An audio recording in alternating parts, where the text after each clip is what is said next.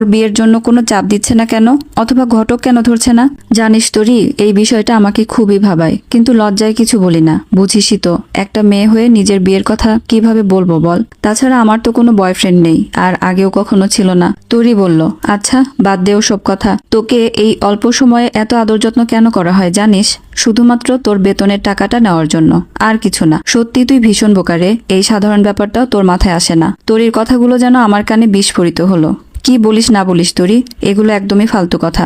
কোনো মা বাবাই এমন হয় না। তোরি বলল, দেখ আমি তো তোকে আগেই বলেছি, তিতা কথা যদি মানতে না পারিস তাহলে আমার কাছে পরামর্শ চাইতে আসবি না। মা বাবা মানেই যে ফেরেশতা হবে এমন কথা কোথাও লেখা আছে নাকি? তারাও তো মানুষ, তারাও তো স্বার্থপর হতে পারে। আমার তোরির এসব কথায় বেশ রাগ হলো, কিছু না বলেই উঠে চলে আসলাম।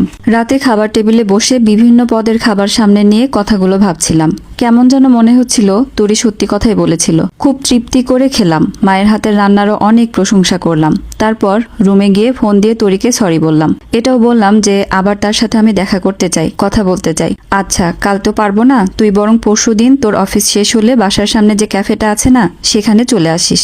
এই বলে সে কলটা কেটে দিল। ক্যাফেতে বসে আছি, বাইরে সন্ধ্যা নেমেছে, মনটা কেন জানি না গম্ভীর হয়ে আছে। কিছুক্ষণ পরেই তোরি চলে এলো সেখানে। আমি তোরিকে মাথা নিচু করে বললাম, মনে হয় তুই সত্যি কথাই বলেছিস রে তোরি। তোরি বলল, যাক বাবা, অবশেষে বুঝতে পারলি তাহলে। আমি জিজ্ঞেস করলাম, কি করব বলতো এখন? ভালো একটা ছেলে দেখে বিয়ে করে নে, এটাই এই মুহূর্তে সবচেয়ে সহজ সমাধান। তোরি হাই তুলতে তুলতে ক্যাজুয়ালি কথাটা বলল। কি যে বলিস না তোরি, বিয়ে কি আর চাইলেই করা যায়? পাত্র কোথায় পাবো? পাত্র কি আর গাছে ধরে যে টুপ করে গাছ থেকে পেরে বিয়ে করে ফেললাম? হ্যাঁ তাও ঠিক, এত তাড়াতাড়ি পাত্র কোথায় পাবি?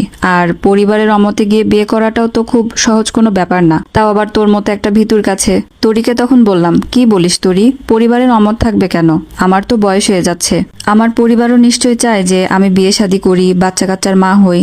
আমার এই কথা শুনে তোরি প্রচন্ড অদ্ভুতভাবে হাসতে লাগলো। হাসি থামিয়ে সে বলল, আচ্ছা বিয়ের কথা বাদ দে, তুই তো তোর পরিবারের ভালোবাসা আদর যত্ন শুধুমাত্র কয়েকটা দিনের জন্য না, বরং সব সময়ের জন্য চাস, তাই না? আমি মাথা নাড়িয়ে সম্মতি জানালাম। তাহলে যা বলছি, যেভাবে বলছি তাই কর। আমরা ক্যাফে থেকে বের হলাম। মাসের 4 তারিখে মা এসে বলল, কি রে মা, এই মাসে তোর স্যালারি হয়নি? বললাম, আগামী পরশু হবে মা। স্যার কি যেন বলল, একটু নাকি সমস্যা আছে, আর এই জন্যই এ মাসে দেরি হচ্ছে। ও আচ্ছা, এই নে চাটা খেয়ে নে, চা খেয়ে ফ্রেশ হয়ে নে। তোরির কথা অনুযায়ী মাকে মিথ্যা কথাটা বলেই ফেললাম। গতকালকে আমার স্যালারি হয়েছে, কিন্তু মাকে বললাম স্যালারি পরশু হবে। আসসালামু আলাইকুম সবাইকে। এতক্ষণ আপনাদেরকে সংগৃহীত একটা